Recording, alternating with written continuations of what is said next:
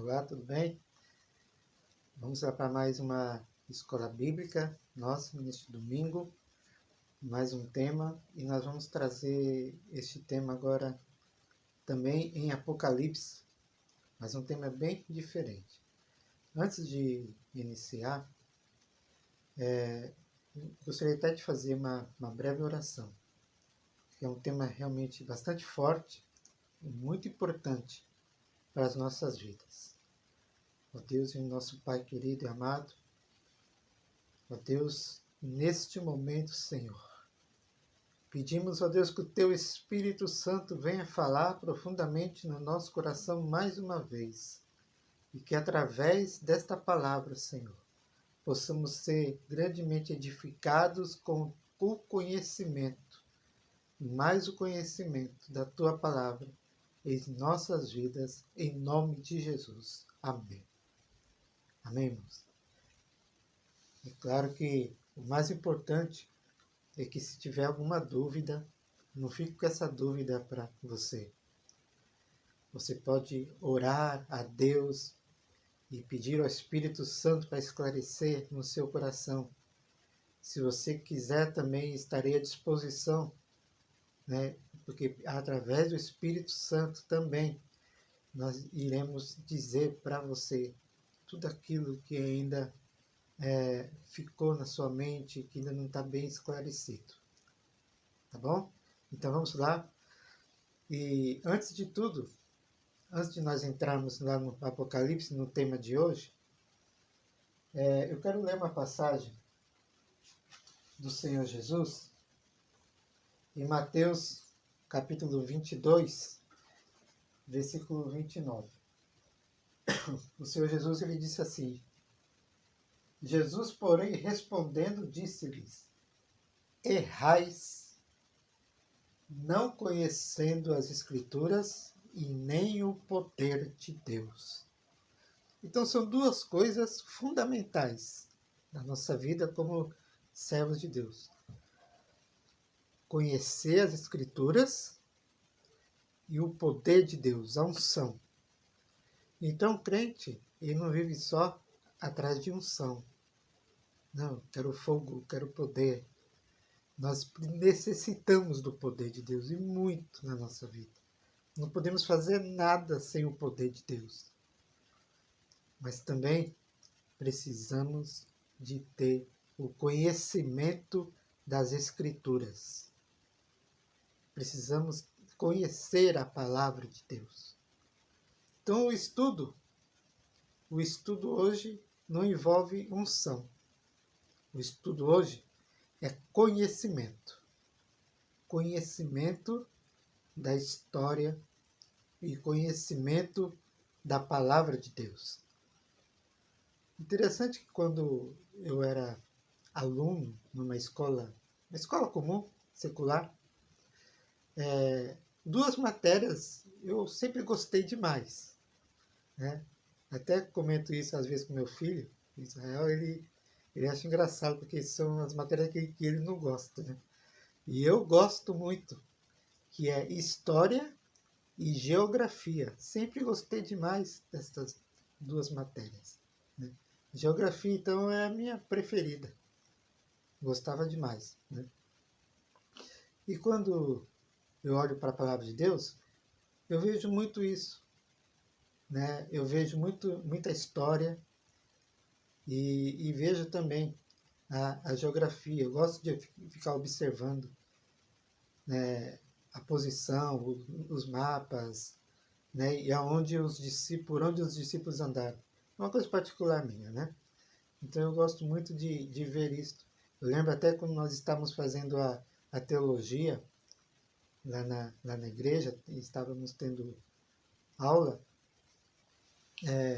eu conseguia desenhar o mapa de Israel, que é muito simples, né? Muito fácil. O mapa de Israel e pontuar as principais cidades. Então, eu achava isso muito interessante, né? Muito legal mesmo. Então aqui hoje nós vamos ver em mais um tema do Apocalipse. Nós vamos falar em Apocalipse capítulo 2, Apocalipse capítulo 2, versículo 12. Esse capítulo de Apocalipse e também o capítulo 3, ele fala sobre a carta a algumas igrejas, né, as 7 igrejas da Ásia. Nós vamos hoje falar sobre a igreja de Pérgamo, uma cidade chamada Pérgamo. E essa é uma cidade histórica. É uma cidade que nós vamos falar mais sobre ela depois, mas foi de lá que surgiram os pergaminhos da época. Foi lá que eles criaram um meio de comunicação por escrito, né? E assim eles conseguiram criar o pergaminho, né? Famosos pergaminhos, né?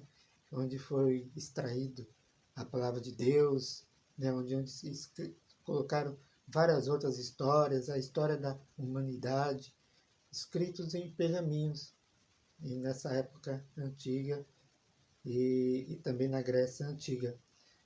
Interessante isso, né? Por isso o nome Pergaminho, porque veio dessa cidade chamada Pérgamo. Então, capítulo 2 de Apocalipse, versículo 12, diz assim: Ao anjo da igreja em Pérgamo, escreve: Assim declara aquele que tem a espada de 2 gumes afiados. Conheço o lugar em que vives, onde se encontra o trono de Satanás. Apesar disso, permaneces fiel ao meu nome e não renunciaste à tua fé em mim, nem mesmo quando Antipas, minha leal testemunha, foi morto nesta cidade onde Satanás habita. Tenho, contudo, contra ti algumas admoestações, porquanto tens contigo os que seguem a doutrina de Balaão, que ensinou Balaque a armar ciladas contra os filhos de Israel, induzindo-os a comer alimentos sacrificados a ídolos e a se entregarem à prática da prostituição. Além disso, tens também alguns que, semelhantemente, seguem a doutrina dos nicolaítas. Diante do exposto, arrepende-te. Caso contrário, logo virei contra ti, e contra eles pelejarei com a espada da minha boca. Quem tem ouvidos, compreenda o que o Espírito revela às igrejas. Ao vencedor, proporcionarei do maná escondido, bem como lhe darei uma pedra branca, e sobre esta pedra branca estará grafado um novo nome, o qual ninguém conhece a não ser aquele que o recebe. Nós vamos fazer assim. Nós vamos dividir em 2 partes. Nós vamos falar primeiro, começando lá do final, depois voltando para o começo de novo. Lá no final, no versículo 17, ele diz: Quem tem ouvidos, compreenda. Esse ouvidos não é simplesmente, né, de ouvir e ficar por isso mesmo. Entenda, compreenda, busque entendimento, busque aprender com aquilo que você ouviu, aprender, busque conhecimento, compreenda o que o Espírito revela às igrejas. Então, como nós vimos na semana passada, lá no estudo sobre os 144.000, o Apocalipse, ele é a revelação. Então, o livro do Apocalipse está nos revelando o futuro. Está nos revelando os nossos dias também. Né? Então, o Apocalipse, ele é isso. É uma palavra grega bonita, né? As pessoas falam, Apocalipse é fim de mundo. Não. revela o fim do mundo. Então, revelação mostra, esclarece para nós o que de fato será no final dos tempos. E não é algo para nós temermos, né? Ou melhor, não é algo para nós temermos a leitura, o ensino. Nós devemos temer, sim, quando chegarmos lá, né? No final, se nós já realmente estaremos preparados. Tendo conhecimento, estaremos nos preparando para o que vai acontecer.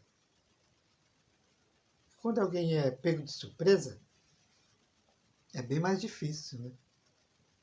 Quando alguém é pego de surpresa, ele fica totalmente desorientado. A pessoa fica desnorteada. Mas quando há o conhecimento, aí é diferente. Porque se nós não seguimos aquilo que nós aprendemos, então aí é uma coisa a falha não está em quem ensinou, a falha está em nós, que não demos ouvidos para compreender o que de fato iria acontecer, porque estava tudo revelado. Aqui, ó, tudo revelado. Não tem códigos, não tem assim coisas difíceis ou impossíveis. Difíceis até pode ter, mas impossíveis de serem compreendidas. Não, basta você querer buscar, pedir ao Espírito Santo e ter ter força de vontade também, você querer. A pessoa tem que sempre querer, né? Buscar o conhecimento de Deus. Então aqui, ao vencedor proporcionarei do maná escondido, bem como lhe darei uma pedra branca, e sobre essa pedra estará grafado um novo nome, o qual ninguém conhece, a não ser que o receba. Olha que coisa linda. Isso é para quem vencer. Isso é para quem se tornar o vencedor. Você vê que lá, diante de Deus, na presença de Deus, nós todos seremos vencedores. Aqueles que realmente tiveram conhecimento, aqueles que ouviram e praticaram aquilo que foi ensinado aqui, aquilo que aprenderam aqui. E quando chegar lá diante de Deus, você receberá um novo nome. Terá um nome, terá um corpo glorificado. Nós já falamos na nossa escola bíblica presencial como será o nosso corpo, a semelhança da ressurreição de Jesus. Nós vemos o Senhor Jesus, né, quando Jesus ressuscitou, você vê como Jesus aparecia e desaparecia. Jesus estava já no corpo glorificado. Você vê que os discípulos estavam reunidos numa sala fechada e de repente Jesus aparecia ali diante deles. E Jesus também comia, mesmo com o corpo glorificado. Você vê que o próprio Senhor Jesus preparou o café da manhã para aqueles pescadores e chamou para eles: venham, né? Chamou eles e os seus discípulos vieram e comeram ali na praia. Jesus, ele apresentou o lanche também daqueles discípulos no caminho de Emaús, apresentou, deu graças. Então Jesus, mesmo no corpo glorificado, ele também comia, né? E ele não era um espírito, porque ele chegou para Tomé e falou: Tomé, põe a mão aqui. Veja aqui os furos. Veja aqui meus furos, veja aqui meu lado. Então ele era palpável também. Um corpo glorificado. Mas nós já falamos sobre isso na escola bíblica que tivemos lá na igreja. Então, voltando agora para o início do nosso estudo, o Pérgamo era uma cidade. Vamos ver aqui. As 7 igrejas do Apocalipse são as congregações mais importantes da Ásia Menor no início do cristianismo. Atualmente, todas as ruínas dessas cidades, antigas cidades, encontram-se na Turquia. Então, hoje, onde estão as cidades citadas no Apocalipse, essas 7 cidades, hoje fazem parte do território da Turquia, né? No país da Turquia. E então João, ele recebeu a revelação de Deus para escrever a todas estas cidades, a estas 7 cidades. E nós vamos aqui então destacar a cidade de Pérgamo nesse nosso estudo de hoje. Pérgamo tem um diferencial na leitura, porque o próprio Deus ele mencionou no capítulo 13, quando ele diz: olha só, conheço o lugar em que vives, onde se encontra o trono de Satanás. Onde se encontra o trono de Satanás. Como nós vamos conseguir compreender esta palavra? Como nós vamos conseguir entender aquilo que João foi orientado a escrever para essa cidade? A única maneira de nós compreendermos, irmãos, por isso que eu falei que é muito importante a história.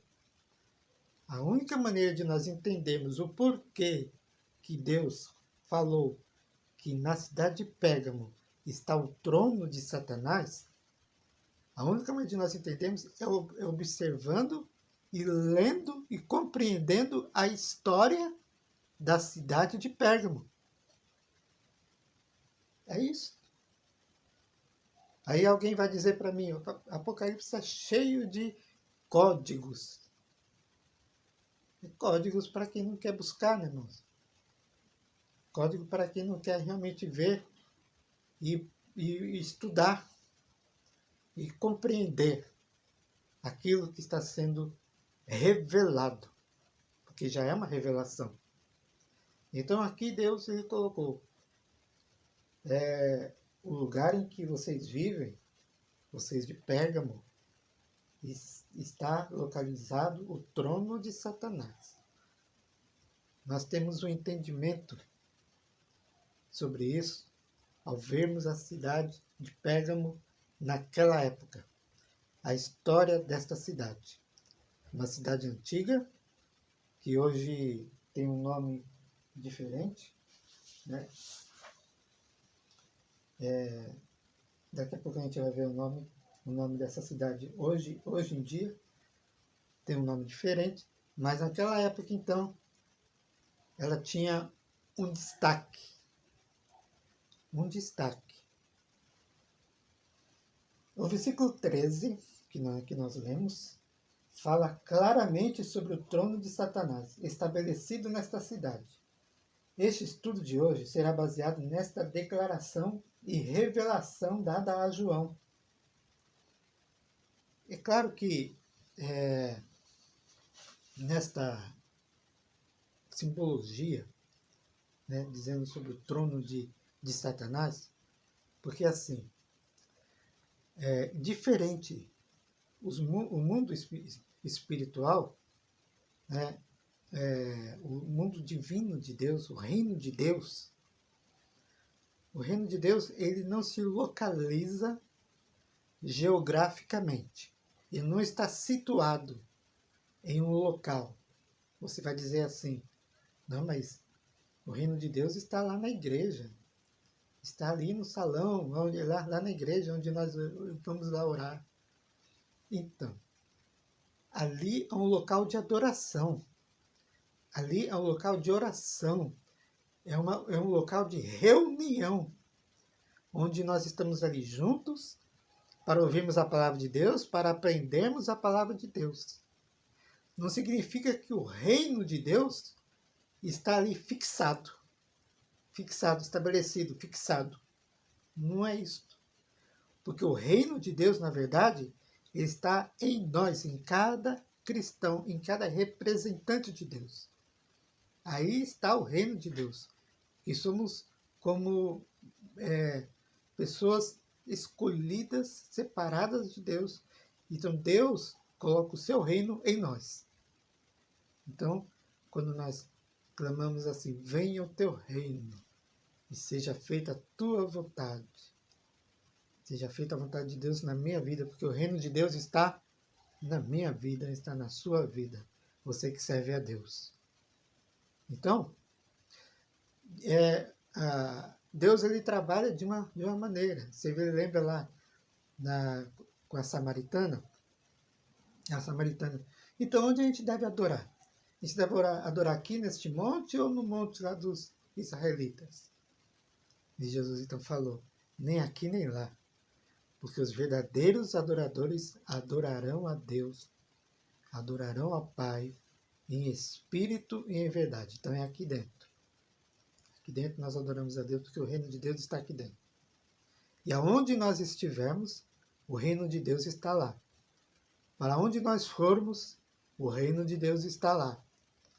Se nós nos reunimos na igreja, o reino de Deus está ali. Se nós nos reunimos na praça, o reino de Deus está ali. Se nós nos reunimos na mata, o reino de Deus está ali. Se nós estamos sozinhos no nosso trabalho, o reino de Deus está ali. Aonde quer que nós estejamos. Se estamos na nossa casa, como eu estou aqui na minha casa, fazendo esse vídeo para vocês, o reino de Deus está aqui. Então, onde nós estivermos, o reino de Deus estará. Desde que nós realmente sirvamos ao reino de Deus. Desde que nós realmente somos pessoas que fazem parte do reino de Deus e fazemos a obra de Deus. Aí o reino de Deus estará. Entenderam? Isso é muito claro. Por outro lado, o reino das trevas é diferente. O reino das trevas, eles têm pontos geográficos localizados de maior poder e de maior influência negativa maligna. Eles têm pontos concentrados. É diferente. É claro que os demônios estão espalhados pelo mundo inteiro. Né? Os demônios estão em todas as partes, em todos os lugares. Mas existem pontos concentrados de malignidade. Existem lugares onde o mal atua de forma maior, porque ele só atua ali porque o reino de Deus não está ali. Entenderam? Pastor, mas que absurdo é essa? Os olhos de Deus. Os olhos de Deus, sim. Os olhos de Deus estão em todos os lugares, até no inferno. Não importa o lugar. Deus observa até lá no inferno. Existe até milagre no inferno, nós já falamos isso na escola bíblica. Né? Existe até milagre de Deus no inferno, mas eu vou deixar você curioso, se você não souber, depois você me pergunta.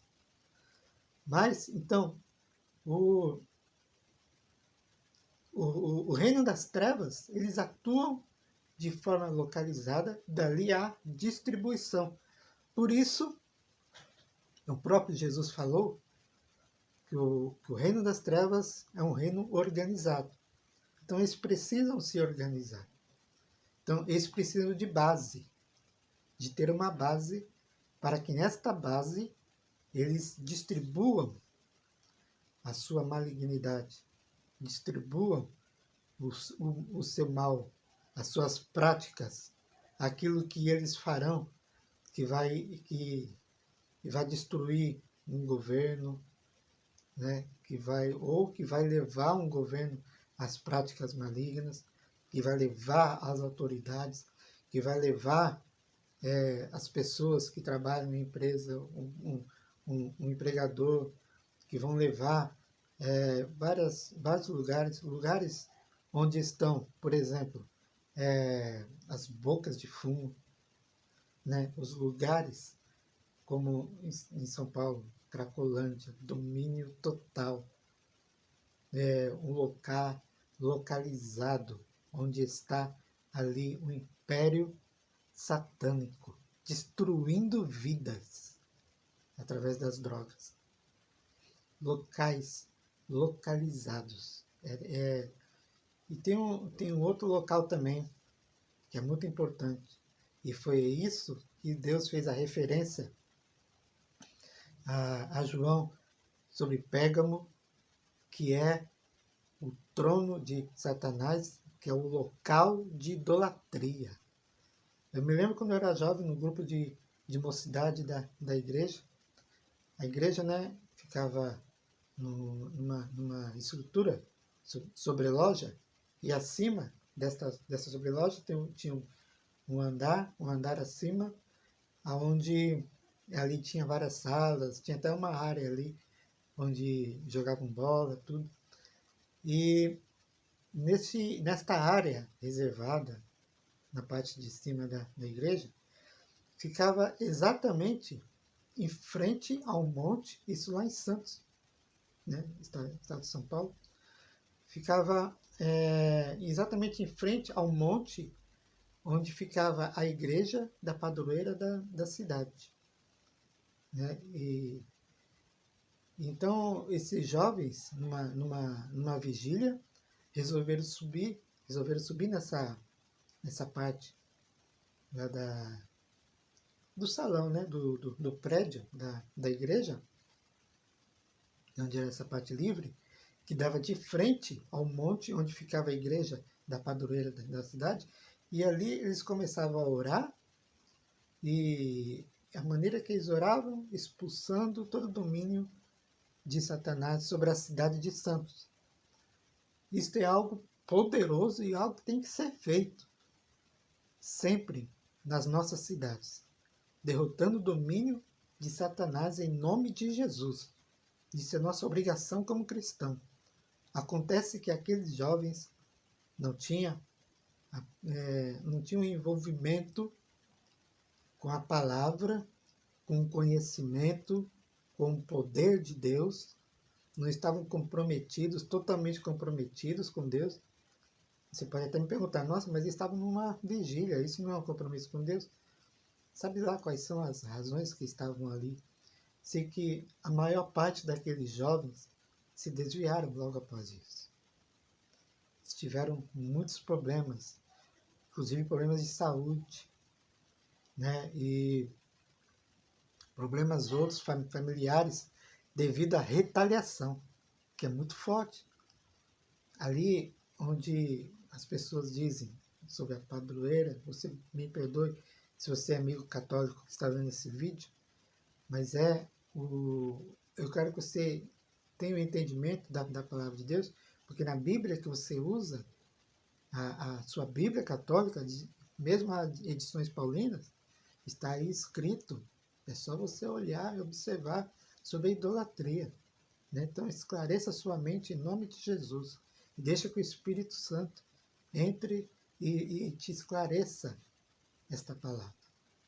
Então, esses locais são locais onde está determinado o poderio, e dali é como se fosse uma base para dali sair toda a malignidade para aquela cidade ou para aquela região.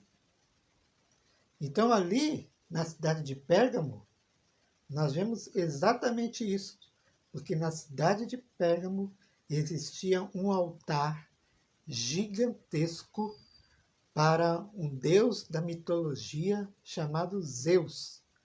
Zeus, na mitologia, eles diziam que era o pai dos deuses.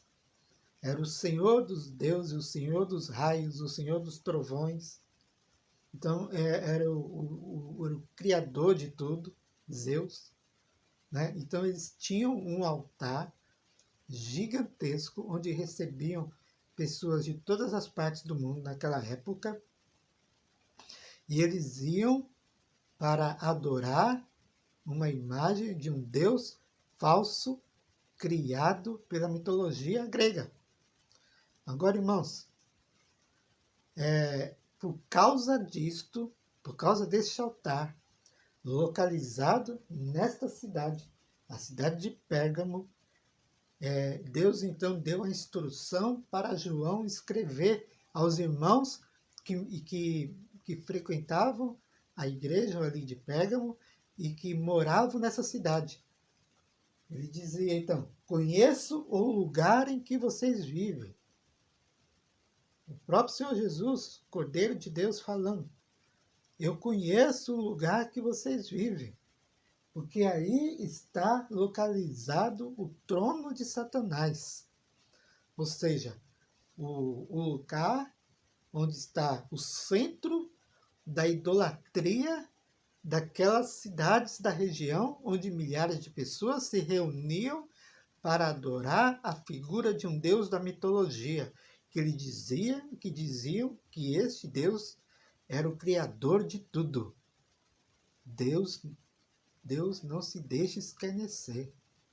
De Deus não se zomba. Ninguém brinca com a autoridade e com a soberania de Deus. Ninguém brinca com a soberania de Deus, com a autoridade de Deus e com o poder de Deus. Foi Deus que criou todas as coisas. Não um ser mitológico de criação humana, de ciência humana, né? Ou pessoas que fizeram, né, ficções, né? Fizeram a ficção de deuses. Não, Deus não se deixa escarnecer. Então, por isso ele falou que ali estava localizado. Por trás de toda essa idolatria estava ali localizado o domínio de Satanás naquela cidade. Agora,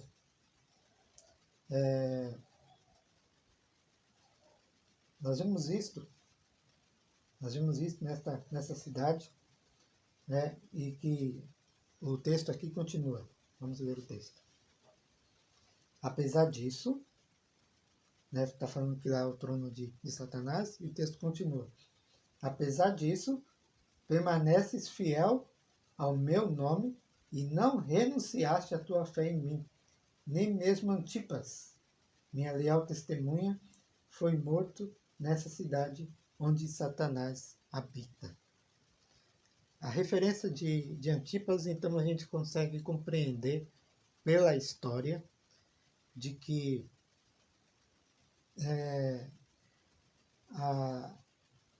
esta carta foi enviada no tempo de um imperador romano, chamado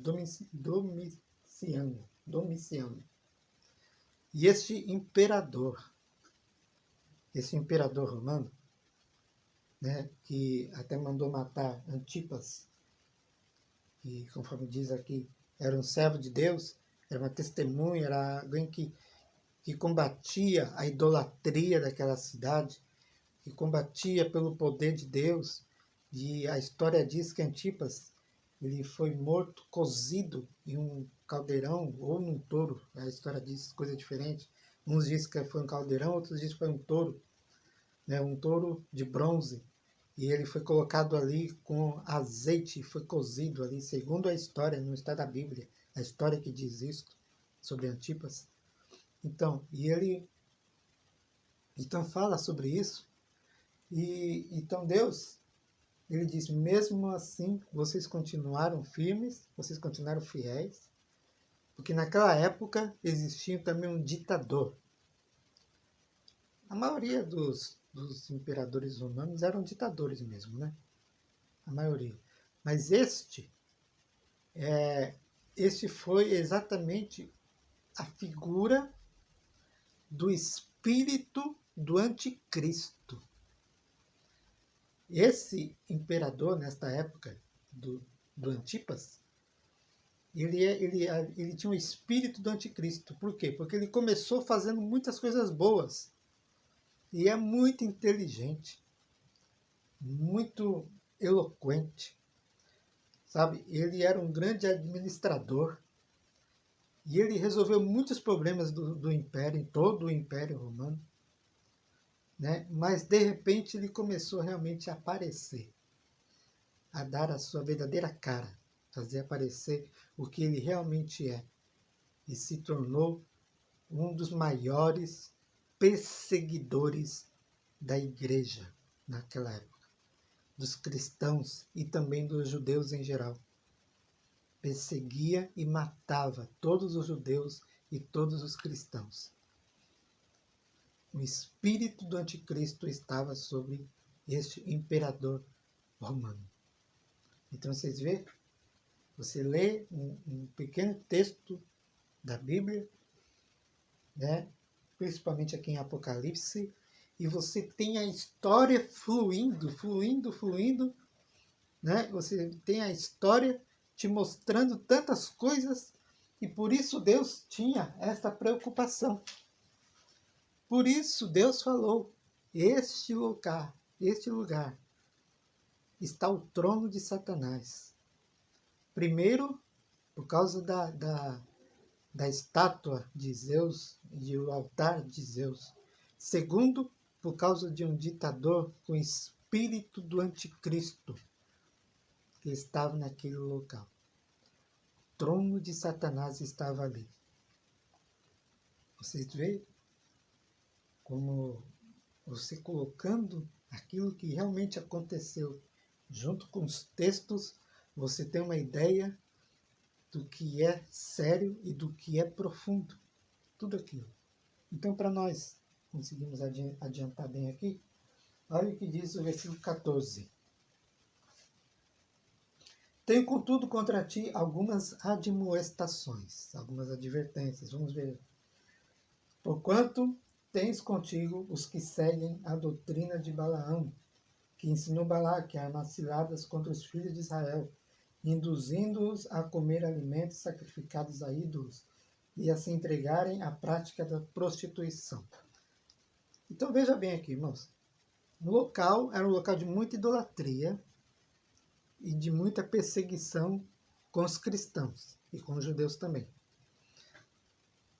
E aí, Deus aí falou, vocês são fiéis, vocês ficaram firmes, mas existem alguns aí, né? Tem alguns que praticam a doutrina de Balaão. Vocês conhecem a doutrina de Balaão, a história de Balaão? Lá em Números, capítulo 22, quando Balaão, profeta, um profeta renomado, era um profeta de renome, não era qualquer pessoa. Leia a história de Balaão lá em Números 22 para você ver. Era um profeta de nome.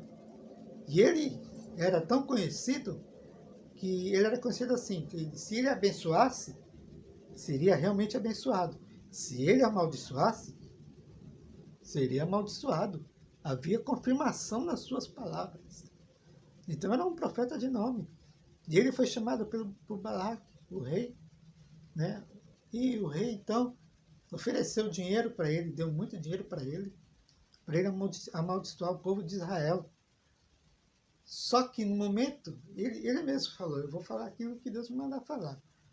E quando ele chegava para amaldiçoar o povo de Israel, as palavras mudavam na boca dele, e ele então, ao invés de amaldiçoar, ele abençoava o povo de Deus. Isso foi por muitas vezes. Só que tem uma coisa, na hora dele ir embora, porque ele estava de olho na riqueza, no dinheiro, isso a gente pode conferir na Bíblia, viu, irmãos? Eu vou mostrar para vocês, mas vou contar aqui a história. No momento que ele estava indo embora, que ele abençoou o povo várias vezes, abençoou o povo de Deus, não conseguiu trazer maldição, na hora que ele estava indo embora, ele então deu conselho para Balaque. E ele então instruiu Balaque como fazer para aquele povo, eles mesmos, se amaldiçoassem com as suas práticas, ensinando sobre a prostituição, levando o povo a serem seduzidos para a prática da prostituição e da idolatria. Olha aí, entrando de novo a idolatria. Olha aí, de novo, entrando algo que Deus abomina muito, que é a idolatria. Então, no versículo 14, que fala da doutrina de Balaão, que era um renomado profeta, ele era mestre em confundir os assuntos espirituais e morais com seus interesses materiais. Então, tem um texto de Judas, do apóstolo Judas, que fala sobre isso. Olha só, Judas recebeu a revelação do que Balaão fez há tantos centenas de anos atrás. Olha lá. Judas, no versículo, só tem um capítulo de Judas, tá? Versículo 8, que diz assim: ora, estes, da mesma forma, como alucinados inconsequentes, não apenas contaminam o próprio corpo, mas rejeitam toda autoridade instituída e caluniam os seres celestiais. Então, aqui está falando sobre a idolatria. Judas está falando sobre a idolatria, que são, segundo as palavras dele, você, meu amigo católico, pode procurar aí na sua Bíblia, tem isso também, alucinados inconsequentes.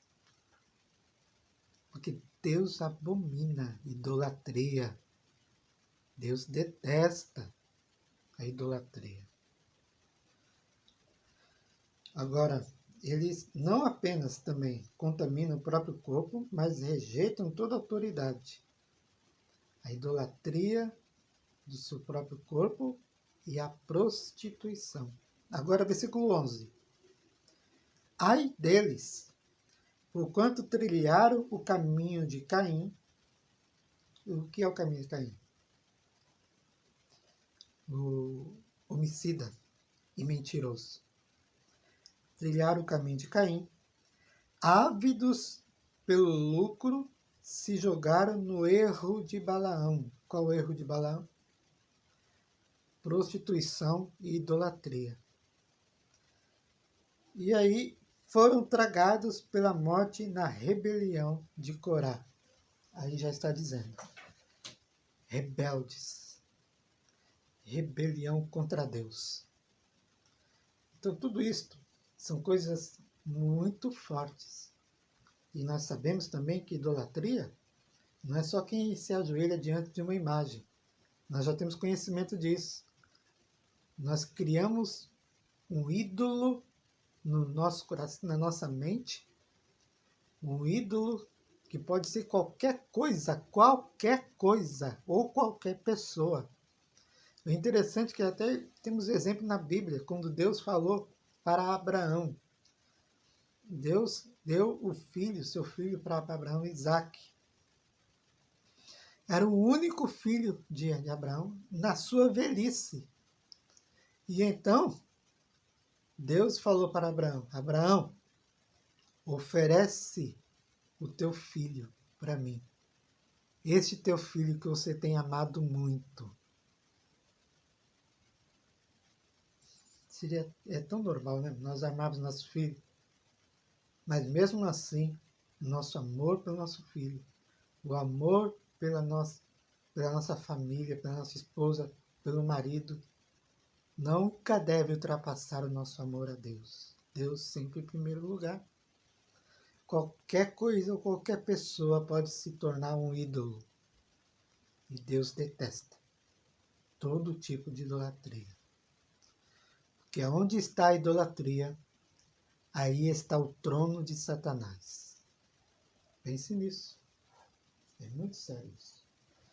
Então, para nós concluirmos aqui, no versículo 15, voltando lá em Apocalipse, capítulo 2,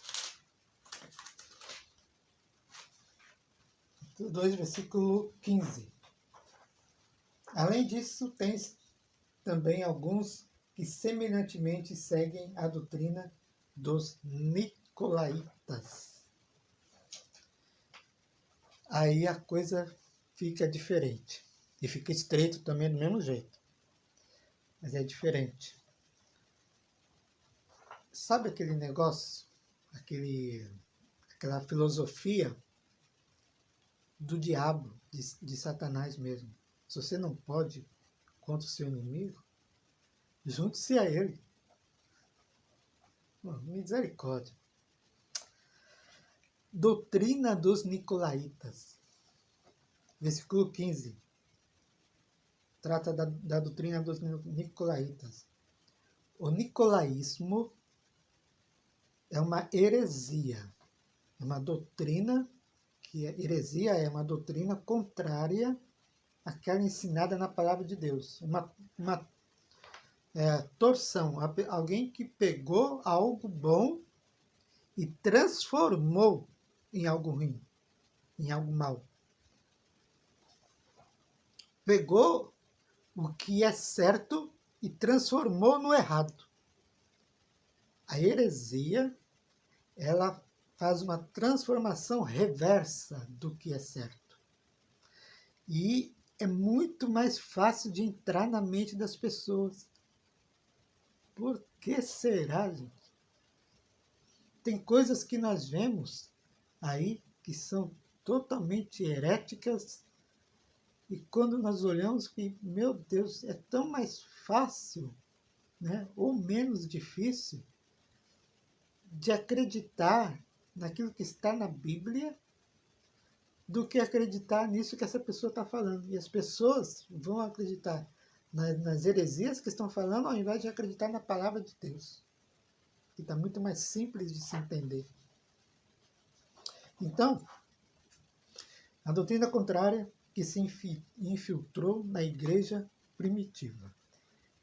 Segundo a história, segundo a teologia, segundo alguns teólogos, a doutrina dos os nicolaítas começou, o fundador, segundo a teologia, né, segundo os teólogos, segundo os estudiosos, dizem que foi um dos 7 diáconos lá de Atos, aqueles diáconos que foram escolhidos, entre eles estava lá Nicolau, né? Dizem que foi esse Nicolau que se desviou. Irmãos, eu não posso afirmar isso. Eu não vou entrar nesse erro. Mas que a Bíblia diz que a doutrina é dos nicolaítas, a Bíblia diz. Tá bom? Agora, não sei, eu não posso ligar a pessoa, esta pessoa, Nicolau, à doutrina dos nicolaítas. Eu não posso ligar. Tá bom? Eu não vou correr esse erro. Não vou cometer esse erro, de forma alguma. Ou se tiver certo, também não cometi. Então, eu só estou dizendo aquilo que está na história. Mas, tirando esse assunto sobre o diácono Nicolau, existia sim a doutrina dos nicolaítas. Então, essa doutrina que se infiltrou na igreja, que é uma heresia, dizia assim, a palavra nicolaíta é uma palavra grega, que ela é dividida em 2 partes. Nico significa conquistar. Laita significa povo ou pessoas. Então, se junta as 2 palavras, né, e fica conquista de pessoas ou conquistar pessoas. A doutrina dos nicolaítas é para conquistar pessoas segundo a sua definição, né? Agora, continuando, eu até coloquei aqui, daí a palavra pode significar conquistador de pessoas no grego. Nicolau, o nome Nicolau, se o fundador dessa doutrina foi Nicolau, o nome Nicolau, o seu nome significa vitorioso sobre as pessoas. Vitorioso sobre as pessoas. E só que Nicolau vem de uma derivação do grego também. Eu estou falando tudo isso para a gente chegar num ponto. Daqui a pouco eu vou explicar o porquê. Mas primeiro vamos ver aqui as definições. para você entender sobre essa doutrina. E então, esse nome, Nicolau, vem de uma derivação do grego, de uma palavra grega, que significa ulaita, ou laicos, significa leigos. Significa leigos. O que são os leigos? É aquele que não tem conhecimento aprofundado em determinada área. Né? A pessoa que não conhece, não tem conhecimento aprofundado de uma determinada área, de um determinado assunto. Né? O leigo é isto. Então, o nome Nicolau pode, se for entrar na derivação, pode significar conquistador de leigos. Conquistador de leigos. O que nós iniciamos, qual foi a palavra que nós iniciamos este estudo de hoje? Jesus falando, errais, não conhecendo as Escrituras e nem o poder de Deus. A pessoa que não conhece as Escrituras, né, que é a palavra de Deus, e não tem o poder de Deus, a unção, se tornam leigos. E os leigos são facilmente conquistados por doutrinas de heresia.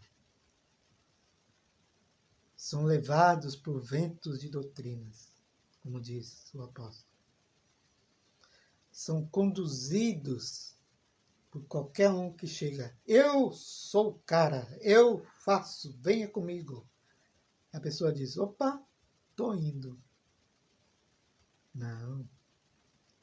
Vamos ver as obras. Vamos ver as palavras. Se estão de acordo com aquilo que diz a palavra de Deus. De acordo com aquilo que a palavra de Deus nos ensina. Então, é a doutrina a qual se refere aqui Deus com João, que João mandou escrever, a doutrina dos nicolaítas, é uma doutrina para aquelas pessoas que estão dentro da igreja, que não buscam conhecimento, que não buscam a graça de Deus, o poder de Deus, e não buscam conhecer a palavra de Deus, que são facilmente enganadas. Agora isso, irmãos, vamos colocar isso no nosso tempo, meu Deus do céu. Nos nossos dias.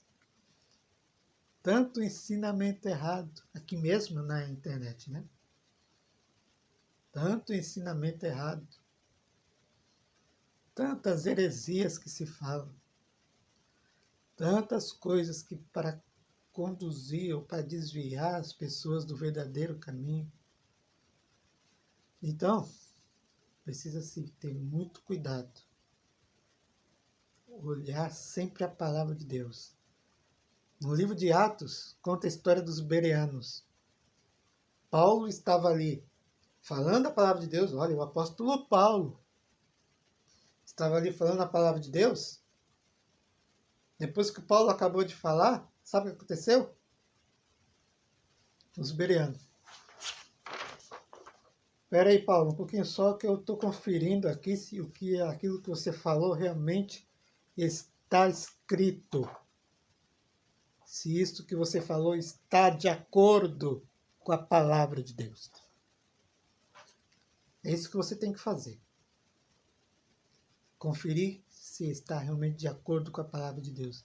Mas para isto, você precisa da unção do Espírito Santo. Para você ter o discernimento. Isso é um dom também. Para que você tenha um discernimento, para você saber aquilo que está sendo falado, você não vai julgar a pessoa, mas sim aquilo que está sendo falado, para você perceber se é algo de Deus, se vem de Deus ou não. Agora aqui, no versículo 16, diz, arrepende-te. Porque nesse texto que nós lemos, nós vemos que existe o espírito do anticristo, a idolatria, que é o domínio, o trono de Satanás, a morte de homens de Deus. Essa morte pode ser literal ou pode ser uma perseguição, como tem acontecido em países comunistas, ou como pode ser também a morte moral, né? As pessoas que são rejeitadas, pessoas que servem a Deus, mas são zombadas, né? São desacreditadas, são desmoralizadas, que na verdade essas pessoas que realmente servem a Deus, que tem toda a moral, que tem o caráter de Jesus, que não praticam coisas erradas, e por não praticar coisas erradas, não se envolver com coisas erradas, essas pessoas sofrem por causa disso. Então nós vemos situações assim nos nossos dias. Então o Apocalipse mostra o futuro, mostra o passado, como nós vimos agora, sobre a igreja de Pérgamo, mas mostra também o nosso presente. Você viu como é importante este livro? Como é importante nós lermos e entendermos este livro? Por isso, nós vamos estar aqui continuando sobre lendo e aprendendo mais sobre o Apocalipse em nossa escola bíblica. Tá bom?